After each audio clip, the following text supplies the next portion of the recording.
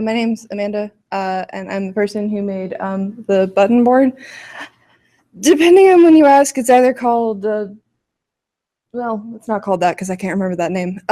Basically, it's the 1,000 button project. In actuality, this version is a prototype of an extended version. It is a 100 button prototype of a 1,000 button thing. I had someone tell me how much I should talk, so I'm basing it off of that. So construction.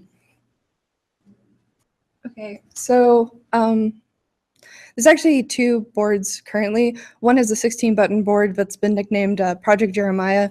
I didn't come up with the names. I had another person come up with them. But the second board, which is the one that actually premiered at Rules and Play, is called Prototype Marissa. Again, they're just named things. What I did in a really short fashion, because I only have 5 minutes, is I bought an IKEA table for $25. I drilled 100 holes in it. I stuck 2 Arduino Elgu 2650s, something like that. Basically a knockoff open source Arduino, because Arduino is open source, at like $12.50, and then wired them all together. Ta-da!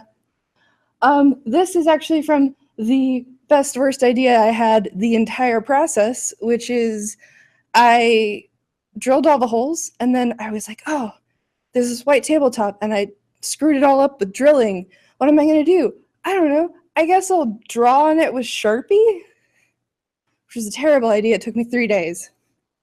It added this entire process of covering the top of the board added 2 weeks to production time. It only took me 2 weeks to drill all the holes and put everything in. It took me 2 weeks to do the top of the tabletop, because that's just how that works. But basically, I drilled all the holes, and then I did the design, and then I went to Tom, our handy arcade person, and I was like, hey, Tom, it turns out that Sharpie is not a great thing to put on a tabletop. It rubs right off. What should I do? I put everything on top of it. And he was like, you should buy epoxy bar top. So I did, twice, because it didn't cover the whole board the first time. Which is also why I had to add like an extra week and a half, because it turns out that that stuff takes forever to dry. And then I had already drilled the holes, and I said, Tom, what do I do? I can't, there's already holes in it. I can't do anything. And he was like, I don't know, just re-drill them. I am not re-drilling 100 holes. I love this board. I'm going to make a 1,000 button thing. I'm not re-drilling 100 holes. That was terrible. So instead, I talked to Tim, and Tim said, oh, you should totally just put candles in it, right? And I was like, that makes total sense.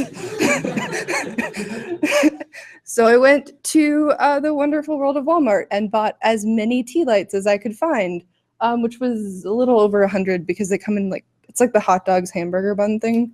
They came in slightly more than 100. So I still have a bunch of tea lights left. So I bought the tea lights, and then, because I was like, well, what do I do? I guess I can just burn them out when I'm done, because they're candles, right? This is another terrible idea.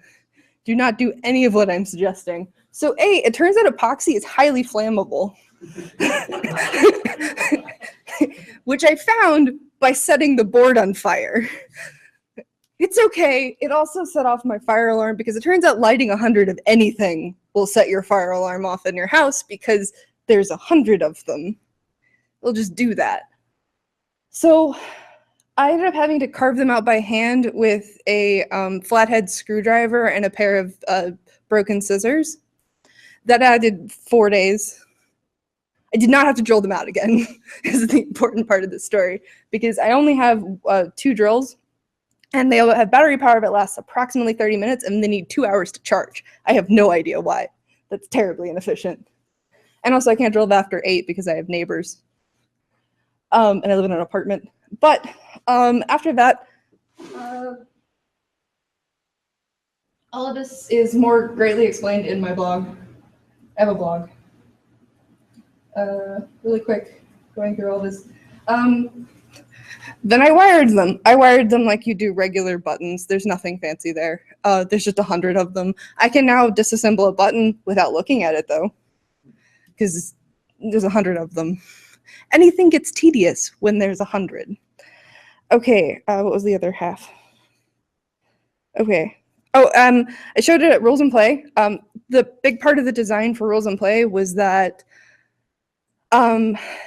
I wanted it to be something that would handle small children just trying to destroy it.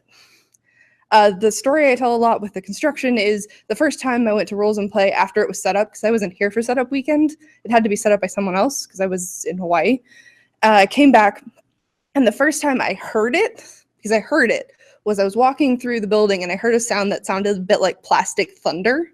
And it was 2 5-year-olds doing their darndest to try to break it in half. They're not actually trying to break it in half, but they will try. That MIDI fighter thing for Nor, they broke 3 of the legs off of that thing. Those legs are not removable. At some point, I had one of the ladies who runs the gallery tell me, oh yeah, I saw a couple like little kids jumping on it. So this is why you buy children's furniture. I did. You cover it in bar top and you make it out of something that's for like, I don't know, a billion presses, which are all those buttons. So it's super stable. I had to rewire the thing 3 times, not during the show, but it didn't break during the show at all. When I took it to Bit Bash, which was people being way more sedate with it, because adults are terrified of breaking things. Little kids, no fear. An adult will press something and they'll just be like, and then you do this. And you have like parents holding the kids and be like, be gentle. It's like, you really don't have to. I've seen 3-year-olds jump on it. Like, it's fine. But adults are terrified of breaking things, which makes them unwilling to experience the game in its fullest intent, which is to break it. Sorry, it's on battery power. I'm almost out of time. Basic gist. The only time it ever broke was somebody kicked a USB dongle out of it during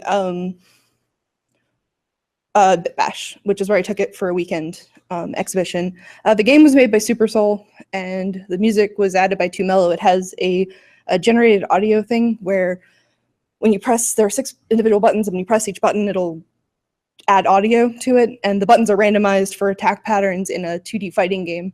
The idea being that it's impossible to ever gain any sort of competence at the game. It's the anti-mastery fighting game, basically, and I want to make a 1,000-button version of it. I have the code that connects the Arduinos to Unity. If anybody wants it, I will give it to you. I mean, I didn't make it. Kevin did. But I'll give it to you anyway. He did give me permission. And I'm gonna maybe start a jam to make games for it. So if I take it places, I can show games on it. I'm actually starting the jam probably on Friday when it goes to Louisville for the Louisville trolley hop thing. Okay, I'm tired. I think that was 5 minutes. Oh, also website, buttonsr.cool.